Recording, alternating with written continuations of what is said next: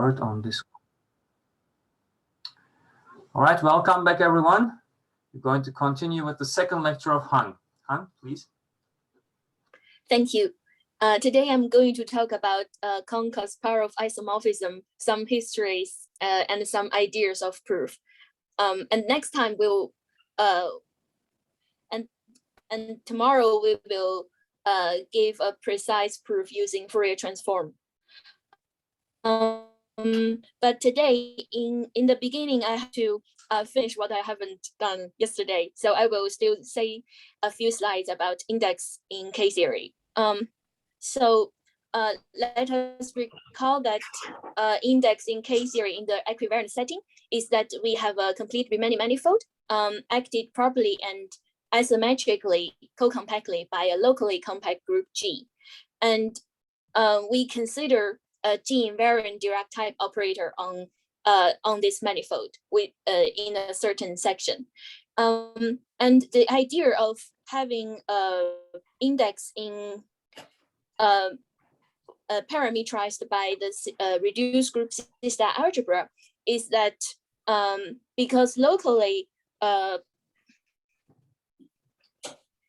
this proper action makes the means that the space M locally looks like G times some Euclidean space balanced by some compact subgroup of G, and this U is some open set which is homomorphic to an Euclidean space and which is in the meanwhile acted by K, which is a K representation. So for any proper G space, locally it will look like this.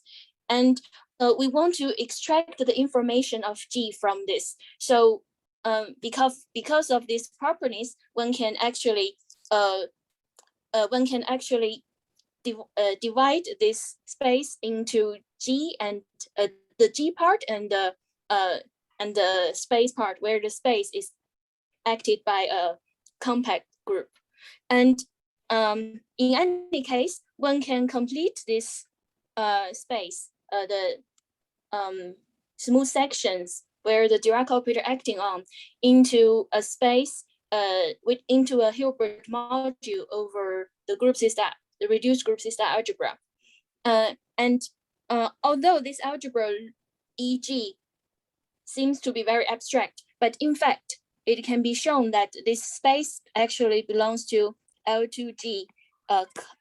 So G-valued function takes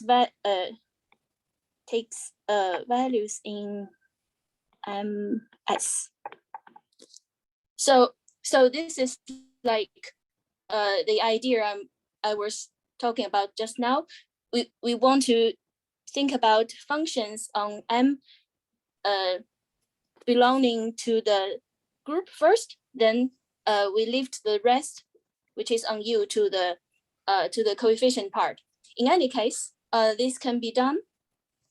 We can complete this space into a module over this reduced group C-star algebra. And again, the completeness ensures that a Dirac type operator is an essentially self-adjoint operator on the Hilbert module. This will involve some complicated analysis, but it can be done. So functional analysis can still be applied.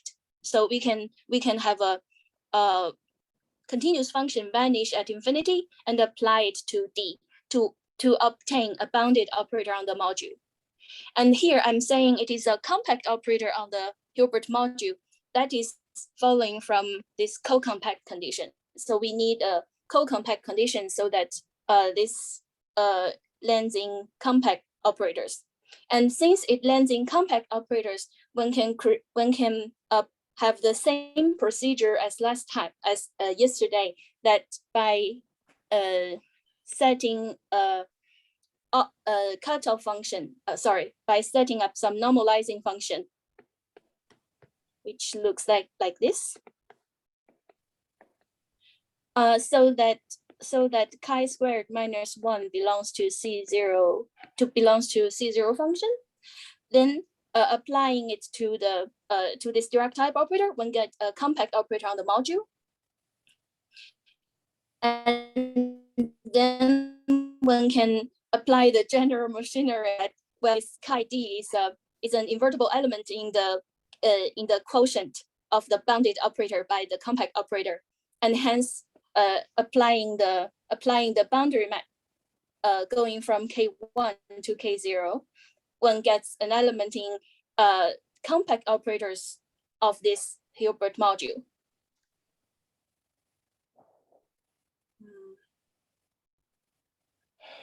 Okay, and it turns out by a Morita equivalence argument that this K theory of these compact operators on the Hilbert module is isomorphic to the K theory of C star G.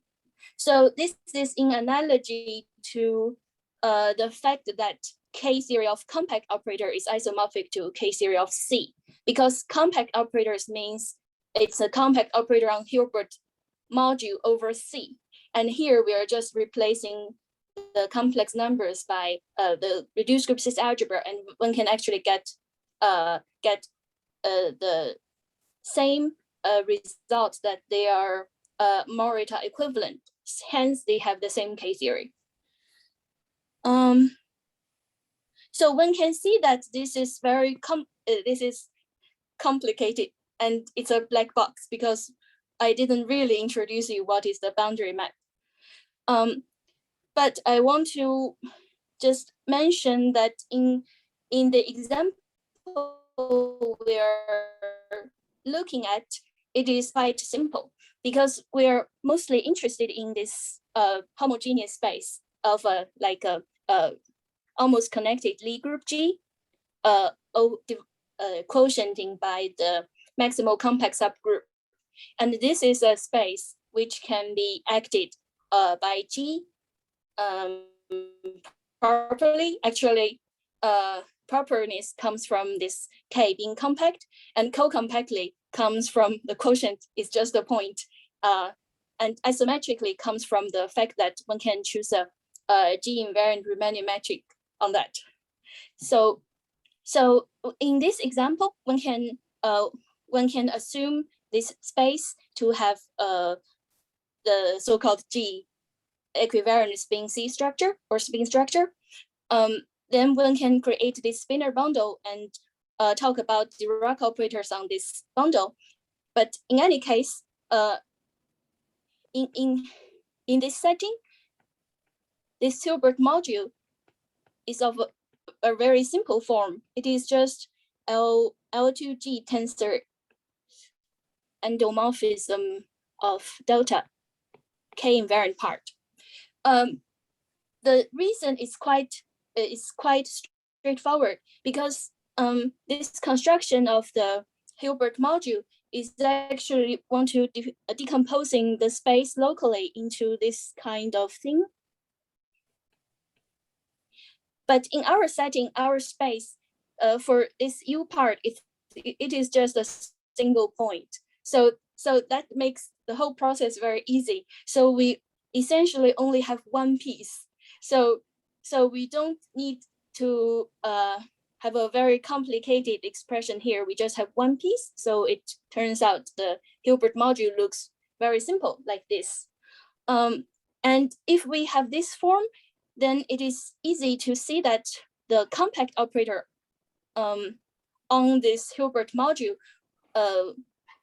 is just belonging to the reduced group system algebra tensor, this matrix endomorphism of this spinor representation, which is a finite matrix algebra.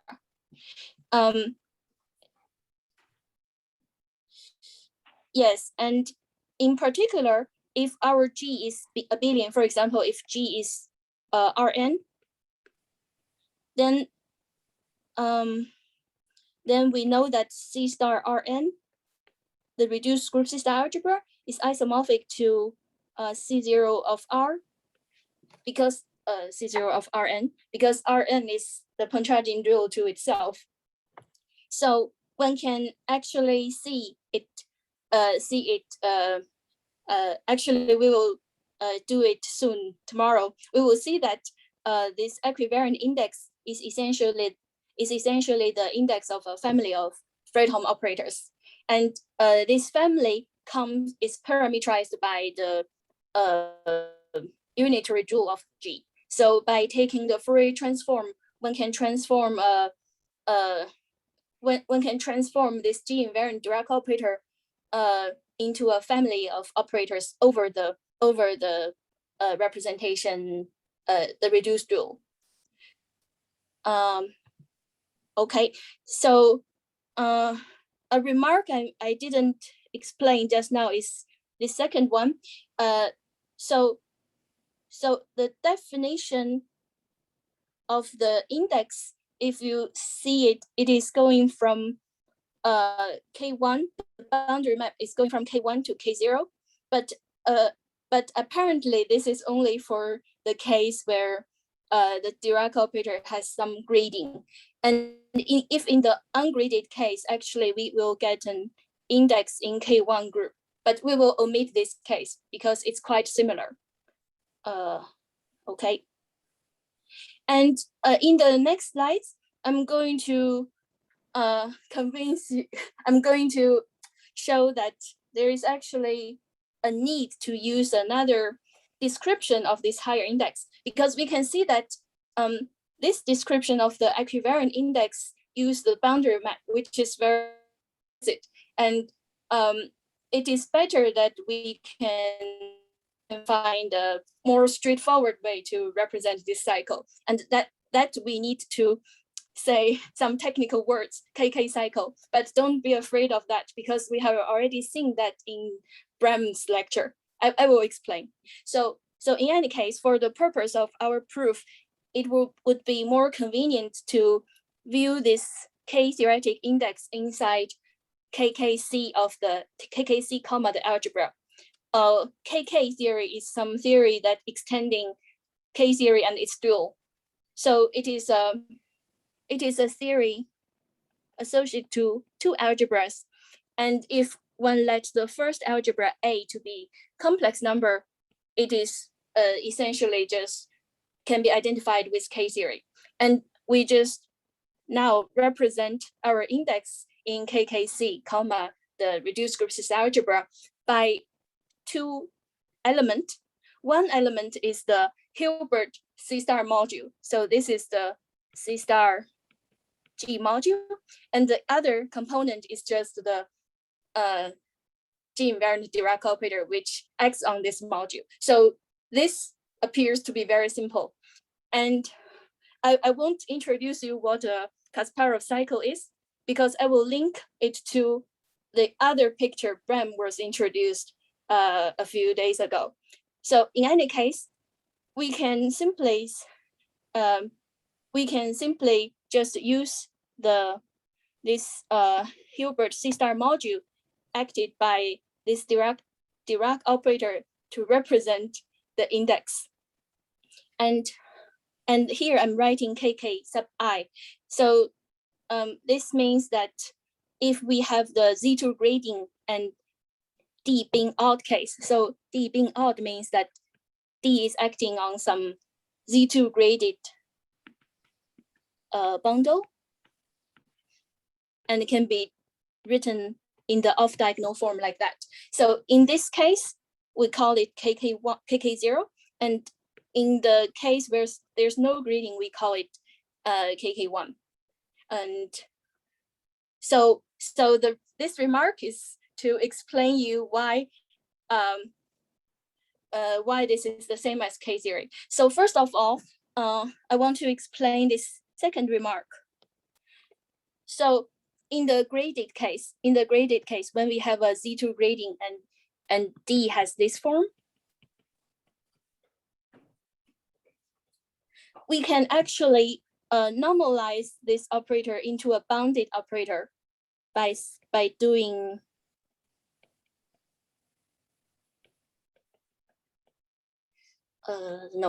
by doing this. And we can make D into a bounded operator.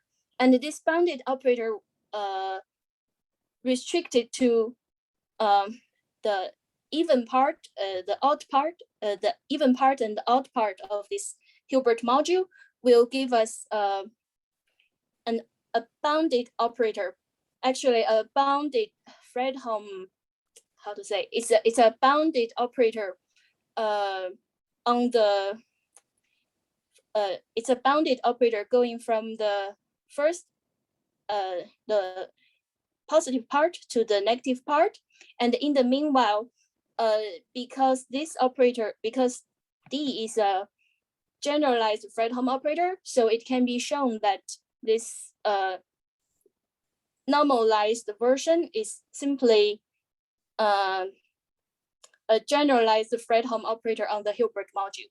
So this is essentially the alternative picture of K-theory by operators on A modules introduced by Bram. So I thank Bram for introducing that. So in any case, this KK picture is essentially another picture of K-theory. I hope this is convincing.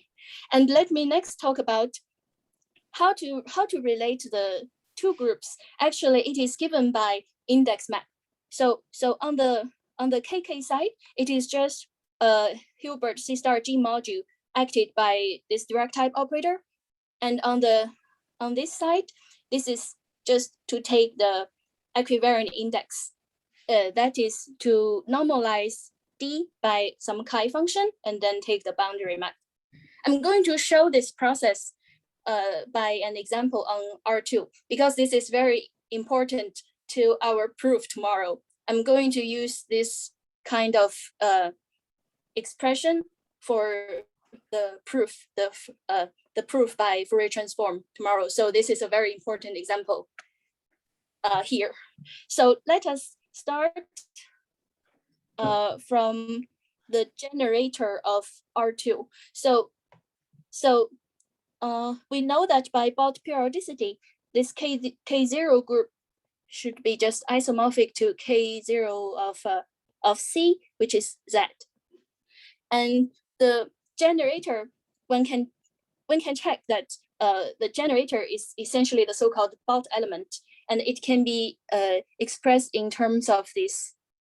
And here Z means the complex coordinate, viewing this R2 as C. And one can actually see that, easily check that each of these are idempotent, but they are not idempotent inside this algebra. They are idempotent inside M2 C0, the unitalization of this algebra. But their difference belongs to C0 function. So it is actually a K0 element in this smaller algebra. So in any case, with this well-known Bott element on R2, I'm claiming that the corresponding element in KK theory is represented by this simpler form. So this is so this C0 R2 comma C2 is regarded as a C0 R2 module. And here I'm writing an underline below this C squared because I view that as a trivial bundle over R2. I just don't write R2 times C squared here. So this 2x2 matrix can act on this Hilbert C0 R2 module, obviously. And I claimed that this is just the one where the one representing the KK element, which sends to this Bott generator for R2. And here is a proof. Because on the previous page, we claimed that this isomorphism from KK to K is given by taking the index map, or given by taking the boundary map after the normalization. So I'm going to repeat that process. So we take this matrix, although this is just a 2x2 matrix, but I view that as an operator on the Hilbert module. So I name that as an operator D. And I use the normalizing function, which is a very special kind. but the shape also looks like this. And if I use this normalizing function applied to D, I obtain something like that. And one can check this one is a invertible, no, yeah. This one is an invertible element in, this is invertible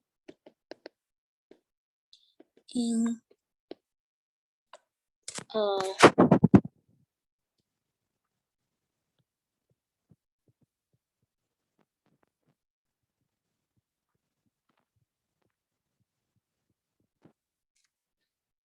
one can view this as an invertible element here, and by definition of the boundary map, of course we didn't do it, but if you know what is the definition of the boundary map, this is done by finding lift of this invertible element in the quotient algebra in the in CB. So we have 0 I a over I to 0. The idea is that we have a invertible element here, like U, and we add some element here, which is the inverse.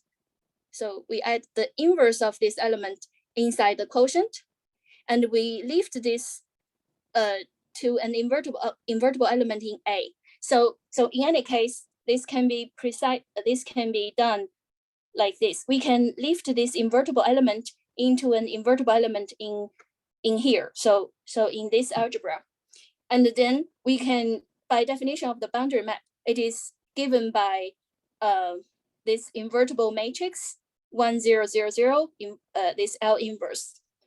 Then after some calculation, one can show this is exactly this matrix. So this shows that this KK element is indeed the Bott generator for R2. And on the next slides, I want to show that for Rn, we can say it in a more general form. So now I'm considering the K theory for Rn, and I'm considering Kn Rn. So we know by Bott periodicity, this is Z. This has one generator, and we call that generator be a Bott element. And now we have a proposition saying that this Bott element is represented by an operator acting on C0 Rn with coefficient in this one.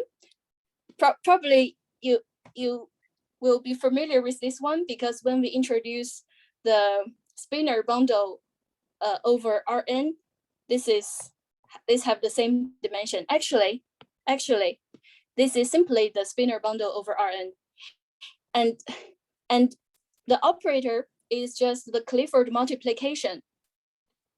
Clifford multiplication on the spinor bundle,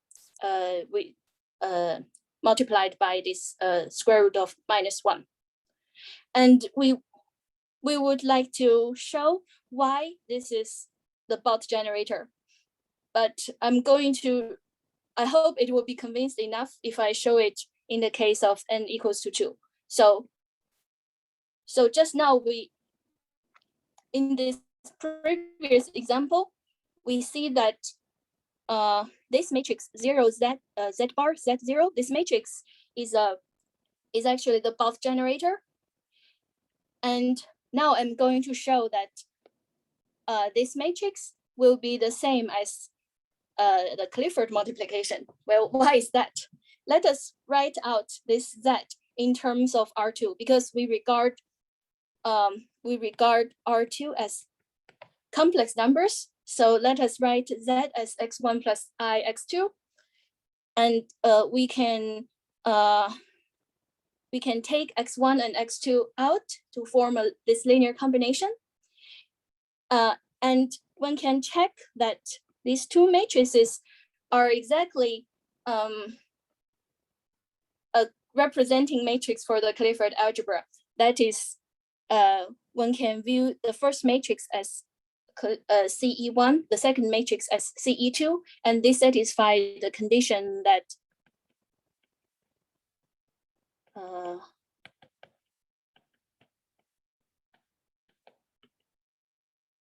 I think this is satisfied. It can be verified, and therefore, one can rewrite this linear combination as C of X using the linearity of this Clifford multiplication. So in the case of n equals to 2, we showed that this Clifford multiplication is the generator, Both generator. And tomorrow I will show that for the group Rn, the higher index in the K-theory of the reduced group system algebra of Rn can be identified with this cycle just by Fourier transform and by Fourier transform. And this will be an important step showing the Kahn-Kasparov conjecture for Rn. Okay, and actually this presentation, this KK presentation is quite familiar if one knows about the so-called E theory, I think invented by Hickson. So this is not it. This should be familiar if you know E theory. So that is all about the equivariant index. And in the next section, I'm going to talk about some examples of Kahn-Kasparov isomorphisms. So the statement is that for an almost connected Lie group and K, which is a maximal compact subgroup, consider the quotient, which is a Riemannian manifold with G-invariant metric. Assuming nice topological conditions, one can consider the Dirac operator twisted by irreducible representations of K, considering its equivariant index in K theory. And Kahn-Kasparov isomorphism says that this so-called Dirac induction map is an isomorphism of abelian groups. When this is n, when this I is the same as is having the same parity of the dimension of m, and 0 otherwise.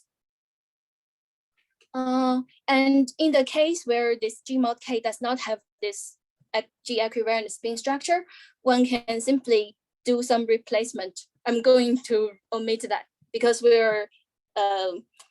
don't care about this general case for the moment. Okay, so for this general conjecture, I will talk about a few special cases. The first special case is about the case of complex semi-simple Lie group.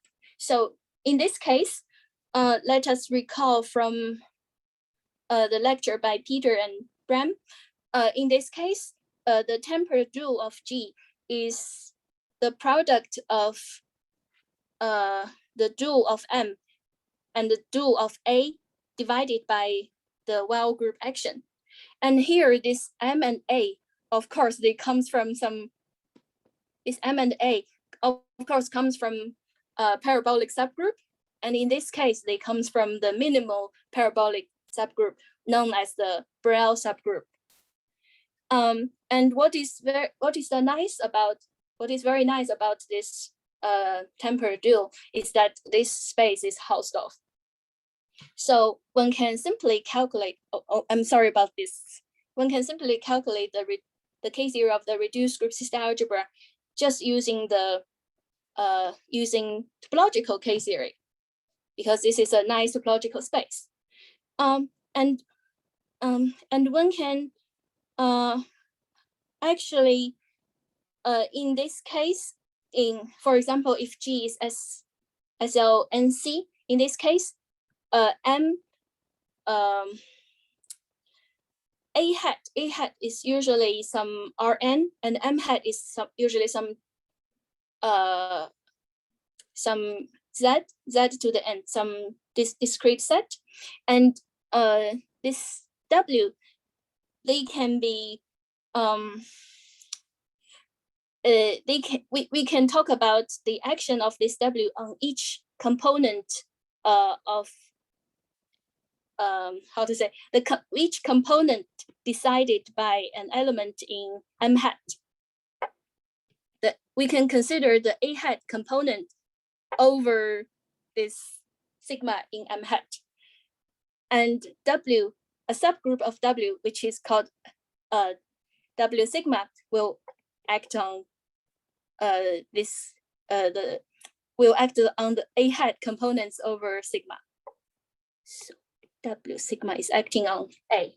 And it is known that if this W sigma is trivial, then this gives rise to an element in a non-trivial element in K theory. So that is the calculation.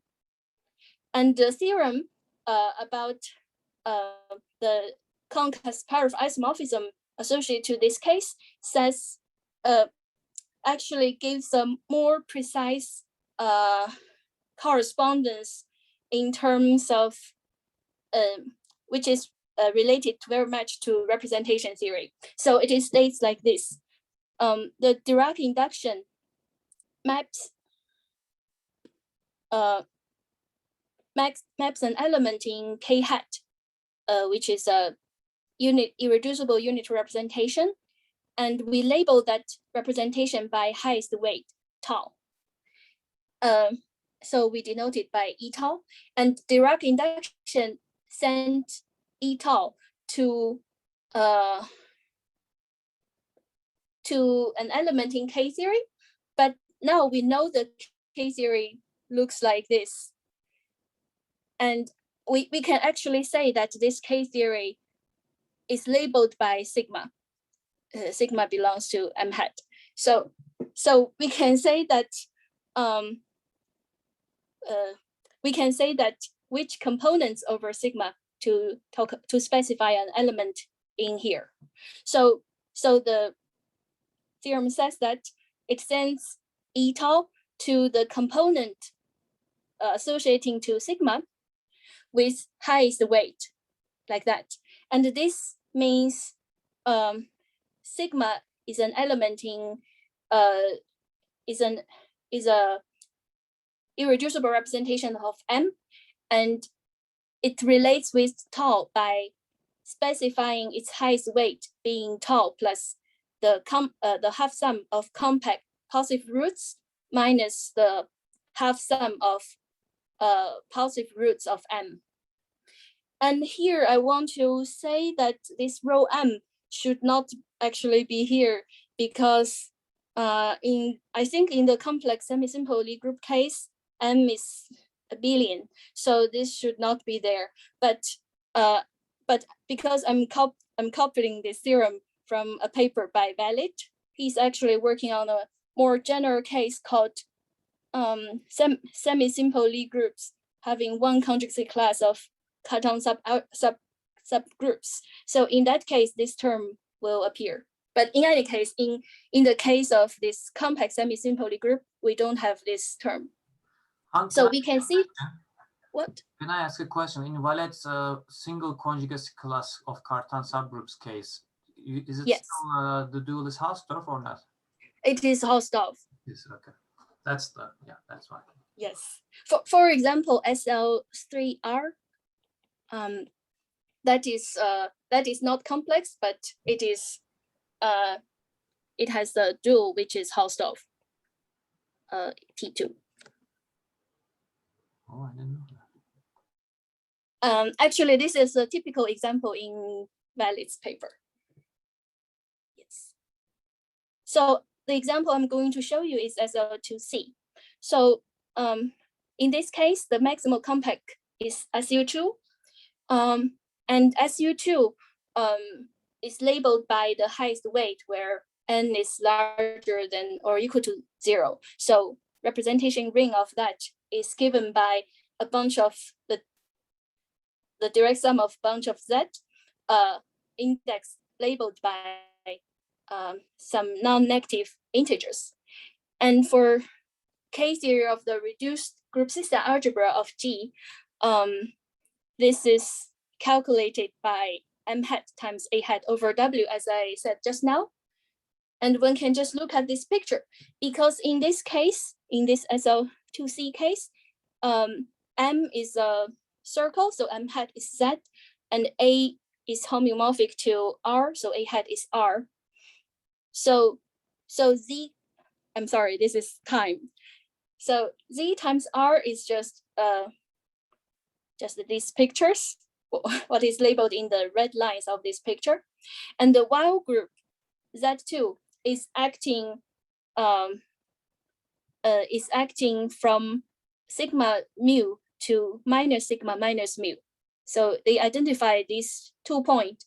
So the quotient will only consisting of the half line over 0 and full lines when sigma is positive. Okay, so that is why we obtain this direct sum of Z when n is larger than 0. Because for n equals to 0, this half line does not contribute anything to K-theory. And the correspondence of the previous page, because the correspondence says that this tau and this tau will map to something tau plus rho k. And because in this case, rho k would be contributing to this correspondence by shifting by 1. So this k hat is 0 is labeled by 0, 1, 2, and so on. And it will be mapped to sigma going from 1 to 3 and so on. So it have a 1 shift. This is the example of SL2C. And the next example of the Kohn-Kasparov isomorphism I'm going to show you is the arrangement of discrete series. Sorry, so let us about the meaning of that arrow. What's the from K hat to the other picture? This arrow means what exactly? Sorry. This arrows. That's the map from left to right. The Kohn-Kasparov. This arrows means yes. How does RK map to K theory C star G? I see. Now your question, does it agree with the K types of the families in here or no? I'm not so sure. Maybe someone can answer that. No, it probably doesn't. It's probably not. Anyways. All right, thank you. Thank you. Yeah, of course, that's the, thank you. So the next example I'm going to show is about a connected semi-simple group which has discrete series. And in that case, G mod K is always even dimensional. So the higher index always lands in K0. And let us recall that from Peter's lecture that a discrete series of G is always going to labeled by the so-called Harry-Schenger parameter, which is something regular, and adding the half sum of the roots will be integral. So that means this can be lifted to a representation of the compact Cartan subgroup of G. So in any case, if one specify the Harry-Schenger parameter for a discrete series, one can have the following theorem about Dirac induction. So if we consider a connected semi-simple Lie group with discrete series, then the Dirac induction will send representation of K with highest weight tau to discrete series with discrete series generator with Harry-Schenger parameter. I'm sorry, this should be tau plus rho K, tau plus the half sum of the compact roots, half sum of the compact positive roots. So this is a very nice correspondence about K representations and discrete series representations of G. And I'm going to show that in the example of SL2R. So in the case of SL2R, the maximal compact would be SO2, and dimension of M is 2, so yeah, it will send to K0. And for SL2, the representation ring will be a family. It will be a direct sum of Z parameterized by Z. Because K hat is circles, the dual is Z. And for K theory, it will, we will have this picture. This picture, SL2R hat, have the form of a half line, and the half line with 2 points at the end. And these 2 points stand for the limit of discrete series and a bunch of discrete series. And for the K-theory generator, the half line produce nothing, does not give a K-theory generator. But this, this line with 2 points at the end will contribute one element in K-theory, because this space is essentially identified with a C-star algebra cross product that is C0R crossed by Z2. And K-theory of that is known to be Z. And so that's why it's contributed to an element. And for the discrete series, each of the points gives a generator Z. And those are labeled by 1 - 1, 2 - 2, and so on. In any case, they are labeled by n not equal to 0. And how does this Dirac induction go? So, for 0 in K hat, it sends to this K-theory generator given by this half line with 2 points at the end. And for other n in K hat, which is not 0, they correspond to dn, plus or minus, depending on how to say. So if n is larger than 0, it corresponds to dn plus. If n is less than 0, it corresponds to d minus n minus, right? And this is the correspondence. And one can see that this n is related to this n. That is because this theorem says that the label top differ from this label top plus rho k by rho k. And in this case, k is a billion, so rho k produce nothing, so we have no shift. So for the discrete part, there n just goes to n. There's no shift. So this is the example, but of course this theorem does not tell us why 0 goes to this one. This essentially follows from, we know it is an isomorphism, and that is the only generator we don't know, so that must be mapped into that. Okay. So those are the 2 examples I want to talk about. And in the next part, yes, in the next part, I'm going to say some histories about BOM-COM. So the first one I want to say is that, not history of BOM-COM, history of Kohn-Kasparov isomorphism.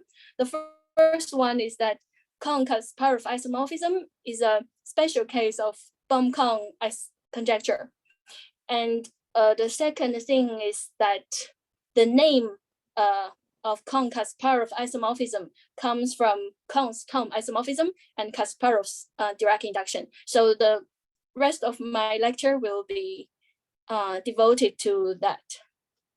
So, to introduce something about the BOM-COM conjecture, I need to show you an alternative description of the BOM-COM isomorphism. That is to replace the left-hand side by by this G equivariant K theory on M. So if M is we can just think of this M just G mod K. M is a G space. And equivariant K theory is just the G equivariant vector bundles over M. But in the case where M is just G mod K, the equivariant K theory is simply the represented by something of this form. It is some K representation induced to G. So it always looks like that. So on the topological level, from a K representation, given by finite dimensional vector space, we can induce this V to from K to G to obtain a vector bundle over G mod K. And it turns out this process factors through the Dirac induction, because in the definition of the Dirac induction, we actually used this process already. We have to take a representation of K. We use this vector bundle over G mod K, and we twist this vector bundle with D on G mod K. And we already used that. So it is very natural that this Dirac induction map factors through this one. And it turns out this is this map from RK to the equivariant K series an isomorphism for M being G mod K. So Kahn-Kasparov of isomorphism, if we want to show it is an isomorphism, it is equivalent to show that this map is an isomorphism. This map is an isomorphism. And this map is a special case of the Baum-Kahn assembly map. Can I ask you about the subscripts? It's 0 is up on the top and then became on the bottom in the middle of the page. So you take are you taking the K homology, equivalent K homology of the manifold, or K theory of the manifold here? Oh, I'm sorry. It should be always K theory. I will change that later. It will be K theory. And we will, on the next page, I will use Poincare duality to change that to K homology. That is what I want to say on the next page. So if we have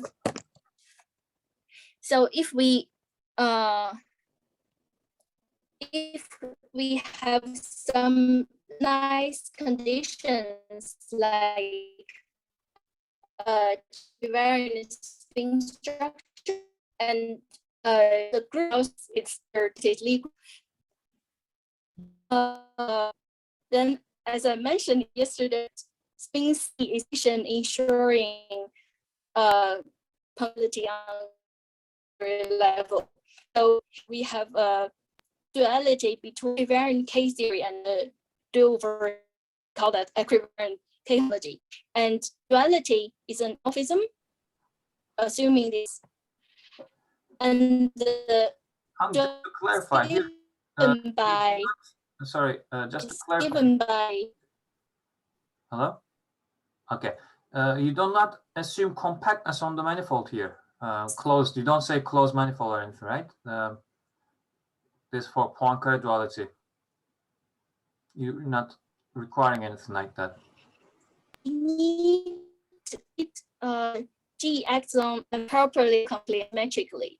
I see. So the key point is that the closed compact it is not non-co-compact. All right. Thank you.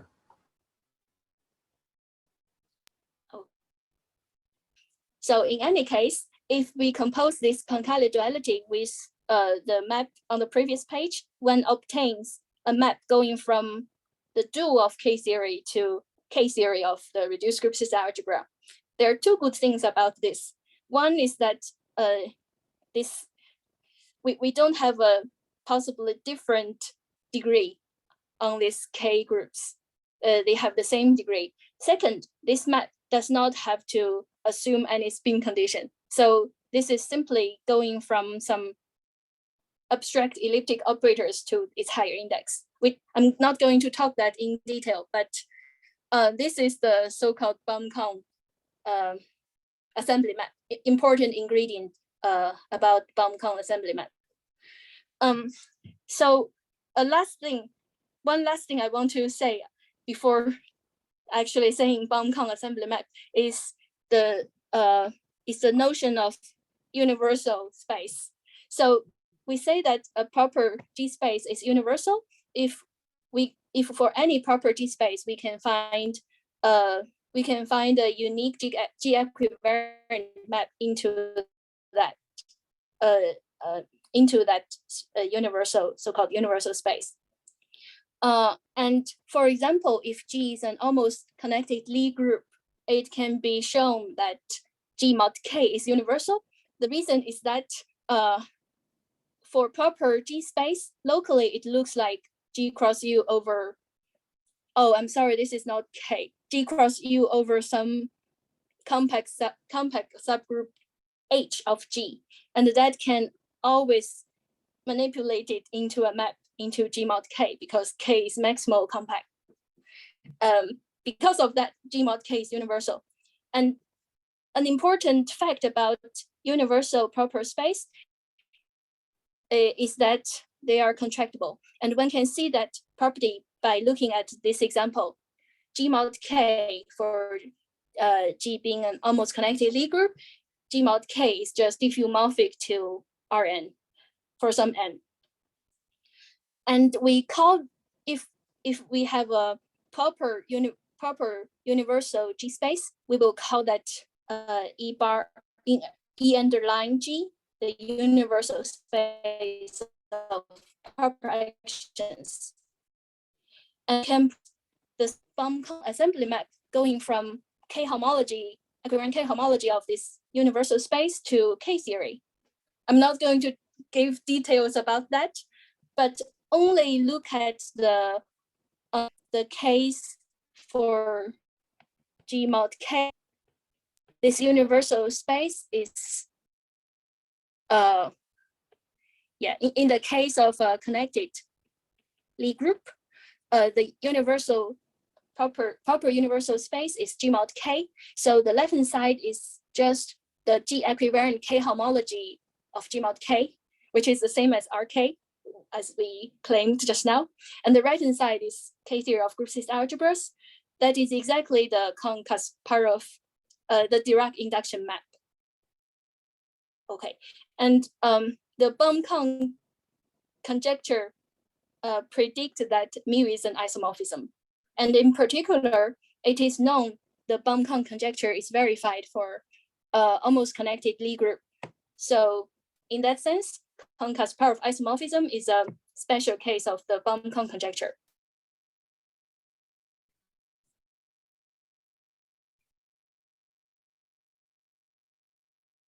And the following remarks bring us to some topics which I want to say next, but probably briefly. That is about the name of the Kohn-Kasparov isomorphism. Actually, it is not Kohn and Kasparov having a paper together. This name comes from two papers. One is from Kohn's Tom isomorphism. The other is Kasparov's Dirac and Dirac method.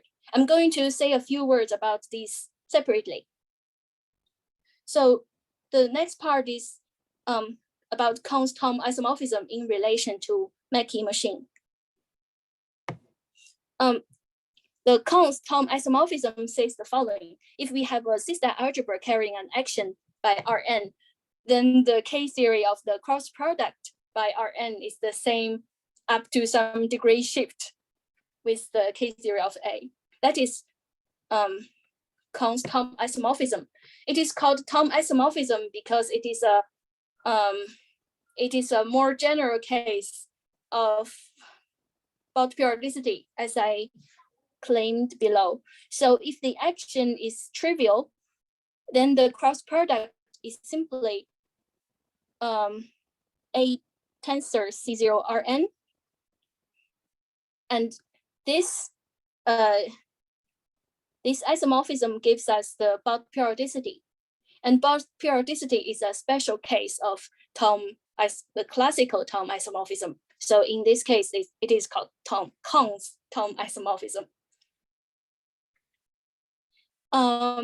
And for connected semi-simple Lie group, G, because G mod K is diffeomorphic to Euclidean space, so Kahn conjectured that there should be an isomorphism between A cross C-star algebra crossed by G and K, the same algebra crossed by K up to a degree shift, and this will reduce to Kahn-Kasparov isomorphism when A is C, because the left-hand side will be K theory of C star G, and the right-hand side is K theory of C star K, but K theory of C star K is just isomorphic to the representation ring of K. So this reduces to Kahn-Kasparov isomorphism.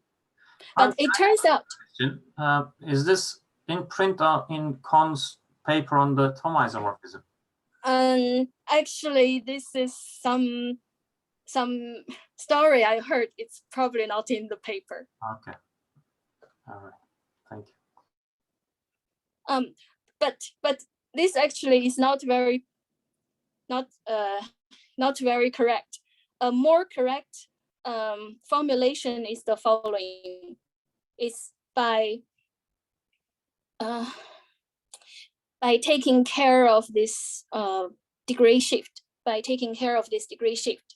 So we take into consideration of this space, the tangent space of G over K at the point given by the identity. We have this space already from yesterday, and this space is something similar to the same as P, which is a Lie algebra inside the Lie algebra of G. And actually, a more correct way of saying that vector is to theory K-theoretic isomorphism A cross and T0 V by K, because this V carries a connection by so this is more and Hang, your connection has been breaking up. when C this is to Kahn-Kasparov. We can see you all right, but your voice... Can you hear me? Now I can hear you. Perhaps you could last 30 seconds, 20 seconds, if you could repeat that, please. Oh?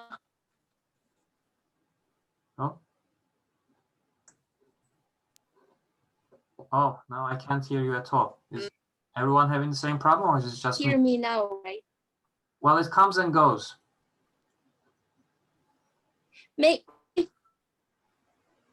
Maybe my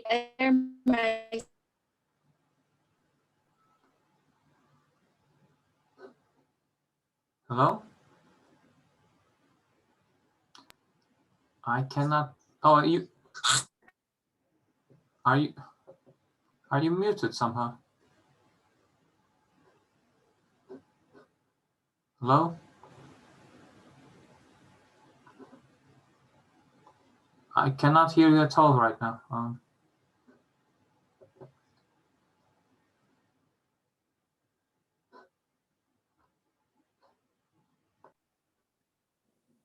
Okay, so if you could, redo the slide, please. Yeah, thank you. You're muted. Yeah, so for this slides, I just want to say, we need to make this an actual isomorphism. We need to take into account of this space V,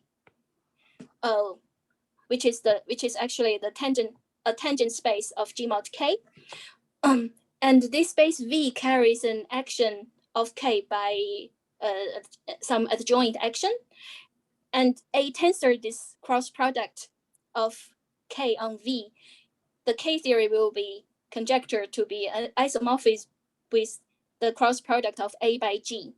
And in the case when A is a complex number, this reduces to the concave power of isomorphism. And in the next slides, I want to say that by some simple Fourier transform, it can be easily verified. This is essentially the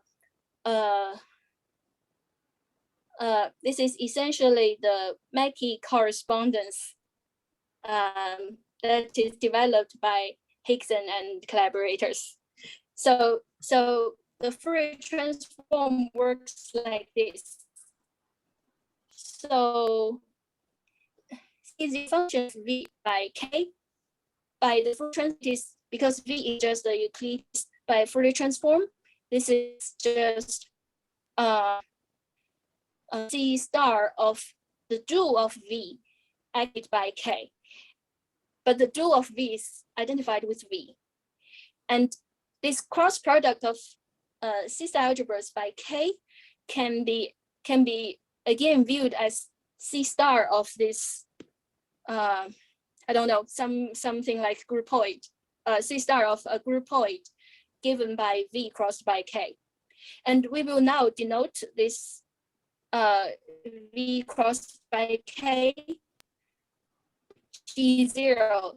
This is a motion. If we rewrite that, that will theory K theory isomorphism between C star G and C star of the motion group. Making between G, so Hickson and collaborators, they produced a K-theoretic version of this Mackey correspondence, which says that for a complex semi-simple Lie group, the Mackey machine induces an isomorphism on K theory between the group G and its motion group. And there are also general cases done by Alexander, Hickson, Roman, Subeck, and Tan Yao Yu using different kind of method and in more general context. I want to have two more comments on that. This K-theoretic isomorphism is very much related to the Kahn's tangent groupoid. Actually, this procedure going from G to G0 can be put into some groupoid, which is in analogy to tangent groupoid. And this isomorphism can be done in a completely analogous in that context. And that is something I think done by Hickson and Roman. And another thing I want to say is that this correspondence is also very much related to representation of semi-simple Lie group via GK module. I remember this this aspect is done by some by Shi Lingyu, also a student of Nigel. So this Mackey correspondence has a lot of connections to representation theory.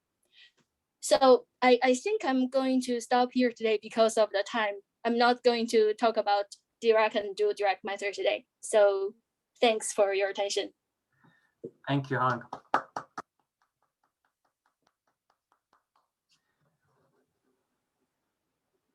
Oh, I haven't been keeping an eye on the chat box. Okay, it's empty. Good. Well, that was very informative. So okay, any questions before I jump in with my own questions? Any questions or comments to Hang?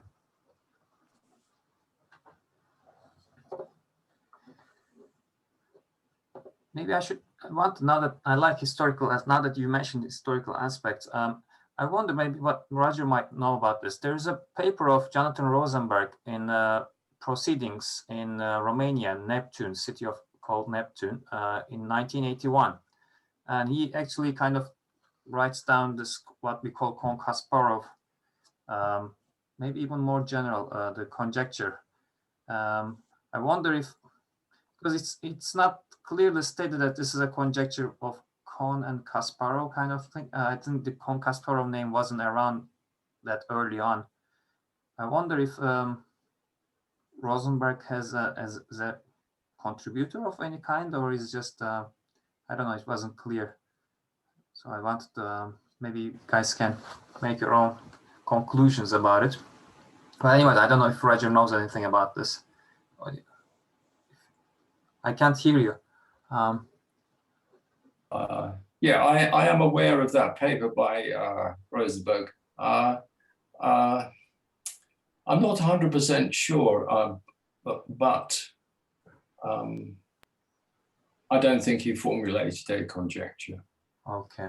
Yeah, I think it was more a computation of the reduced C-star algebra for a large class of groups. I mean, there's clear things he's calling conjecture 4.1 and stuff, but of course it's not, well, he says, okay, maybe it's clear. The author believes that should be attributed to Kohns, he says. Yeah, maybe, okay, so he's making, sorry, he's giving attribution to Kohn and not Kasparov necessarily, but yeah, okay. Yeah, but bear in mind that in those days, Kasparov's work was more or less inaccessible. Mm-hmm. Yeah, it was the communication between East and West was very limited in those days. Yes. Yeah. Yes, it looks like Kohn's version without the coefficients was perhaps around in seminars. I think Roger, you mentioned that in his IHES seminars, he was talking about this. Yeah. And Yeah, Kasparov did this more general coefficient version with this machinery. I think it was in the ICM proceedings. It's clear that he has with coefficients version. Yeah, but anyways, I was gonna say, so this actually it never clicked. I mean, I heard a couple of 1 or 2 talks about this whole Mackey correspondence and Hickson of Alexander's work and stuff, but it never clicked that actually this can be viewed, the whole Kohn-Kasparov can be viewed as a Mackey correspondence kind of the K-theoretic level.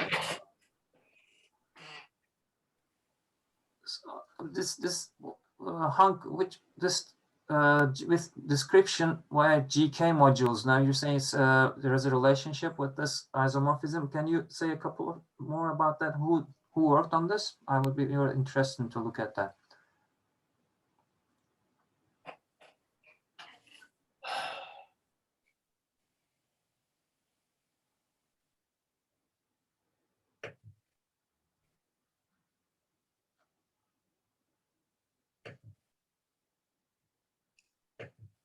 I'm not sure Hang has heard us. Oh, Hang, sorry. You're muted right now. Sorry. Can I ask you about this comment you made about the GK modules and connections to this Mackey perspective on the Kohn-Kasparov Mackey bijection? Or any reference would also work. I think you mentioned someone, but I didn't get the name down. You're muted again somehow. Shi Ling Yu. He has some. The family name is Yu, and the first name is Shilin. He did some work about relating the relating the representation of G with GK module. View it on both the G0 side and the G side. I'm not so familiar with that, but he has given several talks on that. Yes. I think one can maybe even find his slides on the internet. Okay, I think Yes. thank you. Maybe I can chime in here just a little bit. These ideas that originated with Mackie and which Nigel revived a few years ago. At the beginning, they were only for tempered representations. And the reason is clear from Hong's talk. It's because of the relationship between this and the Kohn-Kasparov isomorphism for the reduced C-star algebras. So a bit later, and it's still a mystery to me, it appeared that this correspondence could extend to admissible representations, not just tempered ones. So for complex semi-simple Lie groups, Nigel did this in 2011. I did this a while later for all groups. And then Shili New and later on Josef Bernstein with Nigel and Ayel Subag tried to find more conceptual explanations for the existence of the extension to the admissible dual. And so if you view the correspondence in this way, it becomes all about GK modules rather than tempered representations. But I must say that this is still very mysterious.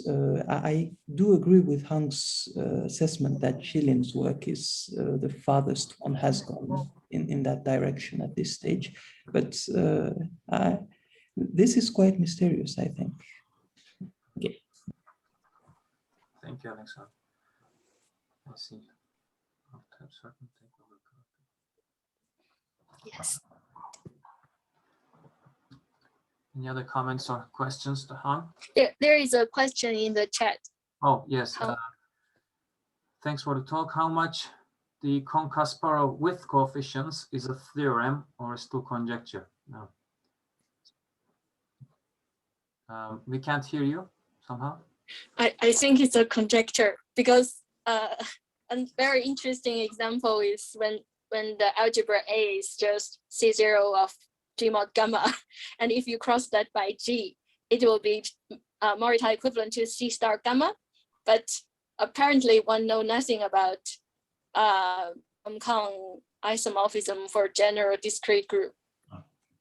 So I think that is the Kohn-Kasparov with coefficient is as hard as Kohn conjecture.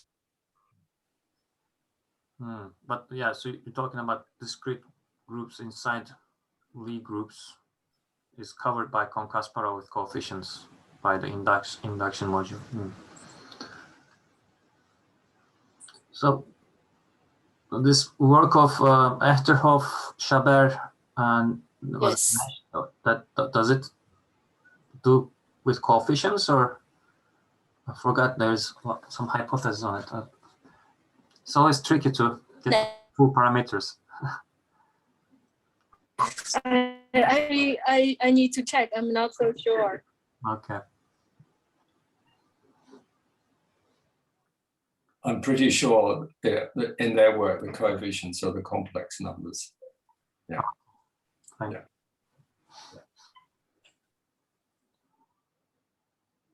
All right, then let's thank Hang again. Thank you, Hang. I'm going to stop the recording.